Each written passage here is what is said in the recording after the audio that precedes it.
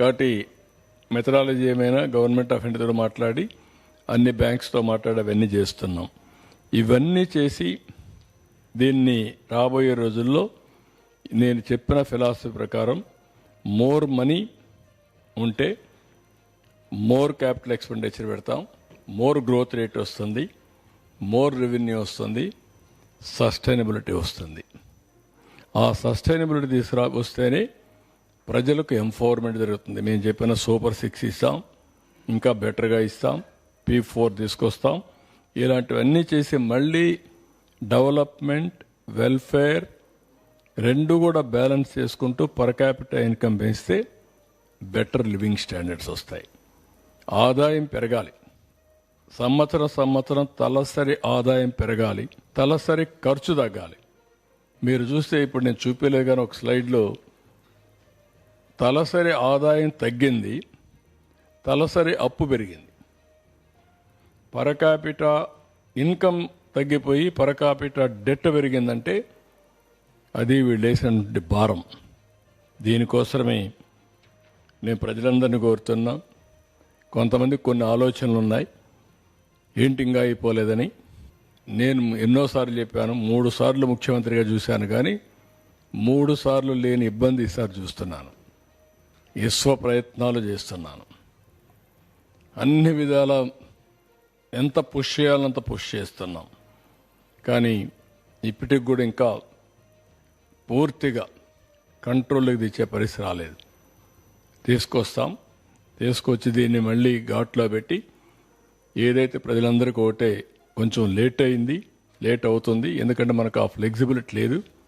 Government of India కూడా ఆదుకోబడ్డారు కాబట్టి కొంతవరకు మనం వెసులుబాటు వచ్చింది. వాళ్ళు కూడా ఆదుకోకపోతే అమరావతి స్టార్ట్ అయ్యేది కాదు, పోలవరం స్టార్ట్ అయ్యేది కాదు, విశాఖపట్నం స్టీల్ ప్లాంట్ వచ్చేది రివైవ్ అయ్యేది కాదు. లేకపోతే కొంతవరకు వాళ్ళు ఇచ్చినటువంటి డబ్బులన్నీ తీసుకొచ్చి ఈ అప్పులన్నీ ఇవన్నీ కూడా మళ్ళా స్కీమ్స్ అన్ని రివైవ్ చేసి మనం ముందుకు పోతున్నాం. ఈ 4 సంవత్సరాలు జరిగిన ఫలితాలు, ఈ సంవత్సరం ఆదాయం కూడా వచ్చే పరిస్థితి లేదు. రాష్ట్రానికి వచ్చే ఇన్కమ్ కూడా తగ్గిపోయే పరిస్థితికి వచ్చింది. దాన్ని కూడా స్ట్రీమ్ లైన్ చేస్తున్నాం. ఇవన్నీ స్ట్రీమ్ లైన్ చేస్తే సెట్ చేసి ఒకటే హామీ ఇస్తున్న ప్రజలందరికీ, ఈరోజు రివైవల్లో ఉన్నాం, తప్పకుండా చేస్తాం. చేసిన తర్వాత సంపద పెరుగుతుంది. పెరిగిన సంపద వల్ల ఆదాయం పెరుగుతుంది. ఏది చేసినా ఈ బెనిఫిట్ అంతా ఈ రాష్ట్రానికే వస్తుంది, ఈ ప్రజలకే వస్తుంది. చెప్పిన హామీలను నిలబెట్టుకోవడమే కాకుండా ఇంకా మెరుగైన పాలన ఇస్తాం. అందుకే నేను పదే చెప్పాను, ఒక సుస్థిరమైన పాలన ఉండాలి, ఒక సమర్థవంతమైన పాలన ఉండాలి. 2019 తెలుగుదేశం పార్టీ గెలిచి 13.5-15% గాని గ్రోత్ వచ్చుంటే మనకి ఇబ్బందులు వచ్చేటివి కాదు. ఆ రోజు నిర్ణయం రాష్ట్రానికి ఇబ్బంది కలిగించే పరిస్థితి వచ్చేది. ఏది ఏమైనా నేను ఇవన్నీ పదే ఎందుకు చెప్తున్నానంటే, రోజుకి నేను ఏదైతే ఆ రోజు చెప్పానో అవన్నీ అందరూ కన్ఫర్మ్ చేసే పరిస్థితికి వచ్చారు. నేను ఢిల్లీకి పోయినప్పుడు కూడా మీకు ఎన్నేళ్ళు పడుతుంది, మీరు రికవర్ అవుతారా, మీరు బయటపడతారా, ఏమంటే రాష్ట్రం ఏమవుతుంది అని అడిగే పరిస్థితికి వచ్చారు. కాబట్టి ఇవన్నీ కూడా మీ ద్వారా రాష్ట్ర ప్రజలందరికీ విజ్ఞప్తి చేస్తున్నా. ఇది అందరూ అర్థం చేసుకోవాల్సింది. మనం హాస్పిటల్ పోయినప్పుడు సర్ప్రైజ్గా మనం పోయేసి ఆరోగ్యాన్ని ఒకసారి మెడికల్ చెకప్ ఓవరాల్గా చేసుకుంటే, ఇలాంటివి ఏవి ఒక పేషెంట్గా ఉన్న వ్యక్తి హాస్పిటల్కి పోతే ఒకసారి మనం హాస్పిటల్కి పోతాం, ఇమ్మీడియట్గా స్టంట్ వేయాలంటారు, లేదంటే ఇమ్మీడియట్గా మేజర్ ఆపరేషన్ చేయాలంటారు. ఆ పరిస్థితికి వచ్చాం మనం ఇప్పుడు. That is where we are. దీన్ని రివైవ్ చేస్తాం, స్ట్రీమ్ లైన్ చేస్తాం. ఎందుకంటే ఎంతసేపు వాట్సాప్లోనే సాక్షిలో రాయిస్తున్నారు. అవును, స్టేట్మెంట్. ఇప్పుడు ఎలక్షన్ దగ్గరికి వచ్చాక వీళ్ళు తిట్టింది వీళ్ళ పేపర్లో రాస్తారు, వాళ్ళు తిట్టింది వాళ్ళ పేపర్లో రాస్తారు. కాంగ్రెస్కి పేపర్ లేదు, బ్యాడ్ అది. మిగతా అన్ని పార్టీలకి పేపర్లు ఉన్నాయి, విశాలాంధ్ర ప్రజాశక్తి కూడా ఉన్నాయి. కాంగ్రెస్కి లేదు పేపర్. అంటే ఈ ఎలక్షన్లో వచ్చిన ఒక ఇదేంటంటే, అర్బన్ ఏరియాలో చదువుకున్న వాళ్ళందరూ కూడా జగన్కి వ్యతిరేకంగా ఉన్నారు. ఇందుకు కారణం ఏంటంటే, మనం స్కూటర్ రోడ్డు బాగోలేదు, ఇలాంటి కొన్ని చూస్తుంటే కనబడితే ఏం పట్టించుకోలేదు. వాళ్ళ నమ్మకం ఏంటంటే, వైసీపీ వాళ్ళ నమ్మకం, more than 40% of the people beneficiaries. ఎప్పుడు ఎవరు ఇలా డబ్బులు ఇచ్చినవాడు ఈ దేశంలో కాదు, ప్రపంచంలోనే ఉన్నాడు. అదే పని కదా. రేపు ఇవన్నీ కూడా గ్యారంటీగా రద్దు అయిపోతాయని వాళ్ళకి తెలుసు.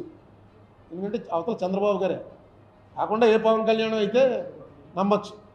అవతల వస్తున్నది చంద్రబాబు గారు కాబట్టి ఆయన హిస్టరీ తెలుసు కాబట్టి ఆయన వస్తే డెఫినెట్గా రద్దు చేస్తాడు అని ఆయన మళ్ళీ ఏం చేశాడు, వీళ్ళకన్నా ఎక్కువ పెట్టాడు మేనిఫెస్టోలో. ఓ పక్కన మొత్తం అయిపోయింది, దివాళా అయిపోయింది అన్నటువంటి పరిస్థితిలో స్టేట్ ఉందని చెప్తూనే ఇంతకన్నా ఎక్కువ ఇస్తామని పెట్టాడు. అది ఎలా పాసిబుల్, దాని మీద డిబేట్ జరగాలి. వీళ్ళు ఎంతసేపు నువ్వేదవంటే నువ్వేదవని పెట్టుకుంటున్నారు. కానీ ఆ పార్టీ వాళ్ళు ఈ పార్టీ వాళ్ళు ముఖ్యులు ఎవరైనా వస్తే నేను దాంట్లో అది మీ పని నేను చేస్తాను. దాన్ని ఏమంటారు, విశ్లేషణ కాదు, మోడరేటా, రోజు కూర్చుని డిబేట్ చేస్తుంటారు, యాంకరింగ్. యాంకర్కి ఏంటి తెలుగు? పిచ్చ మాటలు కాదు. రాజమండ్రిలోనే నేను ఆహ్వానిస్తున్నాను టీడీపీని, వైసీపీ అధికారికంగా, మీ సమన్వయకర్తలు కాదు, మీ స్పోక్స్మెన్ అధికారికంగా రావాలి. ఎవడో ఒకటి నేను స్పోక్స్మెన్ అని వస్తే కాదు, నేను చేస్తాను. నేను కూర్చుని ఇక్కడే పెడతాం, ఇక్కడ కూడా కూర్చుంటారు. నేను నా ఎలక్షనే ప్రిడిక్ట్ చేయలేదు ఎప్పుడు, ఏం చెప్పలేదు.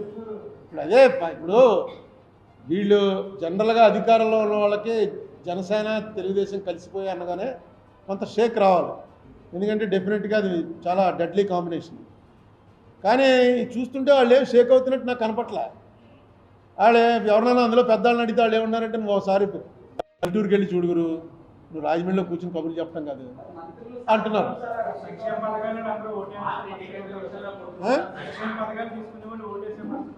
అని వాళ్ళు నమ్ముతున్నారు. అదే ఇప్పుడు జగన్మోహన్ రెడ్డి ఎన్ని రకాల తప్పులు చేయాలో అన్ని రకాల తప్పులు చేసుకుంటూ పోతున్నాడు. ఈ సీట్లు మార్చడం ఇది ఆఖరిలో చెప్తారు, సీటు మార్చేసేవారు అని. వాడు ఏడ్చేలోపు నోటిఫికేషన్ వచ్చేస్తుంది, నామినేషన్లు వేసేస్తారు. ఇప్పుడు 2 నెలల ముందే మొన్న ఒక ఎమ్మెల్యేకి ఆవిడ ఎమ్మెల్సీకి ఓటేయడానికి వెళ్తుంటే పిలిచి చెప్పేట, అమ్మా నీకు టికెట్ లేదని. ఆవిడ వెళ్ళి వ్యతిరేకంగా ఓటేసింది, ఎమ్మెల్సీ ఓడిపోయారుగా. ఆ విజయవాడ అమ్మాయి నెగ్గింది, తెలుగుదేశం అమ్మాయి నెగ్గింది. ఉండవల్లి శ్రీదేవ అదే ఎవరో అదే ఆ ఓటు ఎవరైనా ఓటేసి వచ్చాక చెప్తే అర్థం ఉంది. అలాగే ఇప్పుడు చాలా సీట్లు మీకు సీట్లు లేవని చెప్పేశారు. వీళ్ళందరూ రేపు ఏం చేస్తారు, రాజ్యసభ ఎలక్షన్లో ఇంకోటి ఎలక్షన్ సీక్రెట్ పోల్ కాదు, చూపించేయాలి. అక్కడ ఓటు వాళ్ళు ఎవరైతే పార్టీ ఏజెంట్ అక్కడ నిలబడి ఉంటాడో ఆ పార్టీ ఏజెంట్కి చూపించాలి. అంతవరకే ఉంది. పార్టీ ఏజెంట్కి చూపించి వేరే పార్టీకి వేసారనుకో ఏం చేయాలి అన్నది ఎక్కడ లేదు. ఇప్పుడు డెసిషన్ ఏం తీసుకుంటారో మంచి ఇంకా చెప్తాడు, చూస్తే ముందు ఇంకా చెప్తాడు. చెప్పకపోతే ఎలాగా? ఇప్పుడు ఆ ఎలక్షన్కి అతని క్యాంపెయిన్ ఏముంది, ఇంకా అతని క్యాంపెయిన్ అతన్ని చూసే ఓటేయాలి. మీకు చెడు జరిగినా నాకు ఓటేయండి అని ఎవడన్నా అంటాడా? మంచి జరిగితేనే ఓటేయండి అంటాడు. మంచి వాళ్ళు ఎంతవరకు తీసుకున్నారు, బెనిఫిషరీస్ ఎంతవరకు దానికి వెనక్కి ఓటేయడానికి సిద్ధంగా ఉన్నారు అన్న దాని మీద ఉంటుంది.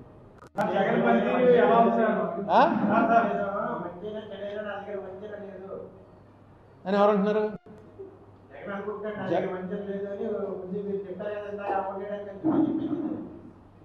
ఇవన్నీ అడగెక్కితే నువ్వు చెప్పేదాకా నాకు పట్టలేదు.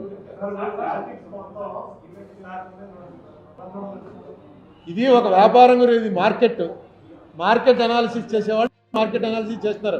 ప్రశాంత్ కిషోర్ వీళ్ళంతా అదే. దాన్ని బట్టి వచ్చి ఎంత పెట్టుబడి పెట్టాలి, ఎంత వెనక్కి వస్తుంది లెక్కలేసుకుంటున్నారు. ఇది ఒక వ్యాపారం. ఈ వ్యాపారంలో వాటర్స్ అనేవాళ్ళే కమోడిటీస్. ఎప్పుడు మొన్న ఎక్కడో చదివాను, ఎవడో ఆఫ్రికన్ లీడర్ చెప్పాడు ఏమనంటే, ఎప్పుడైతే ఉన్న వ్యాపారాలన్నింటిలోకి పరిపాలన అన్నది అతి గొప్ప వ్యాపారం అవుతుందో అప్పుడు ప్రజాస్వామ్యంలో ప్రజలే కమోడిటీస్.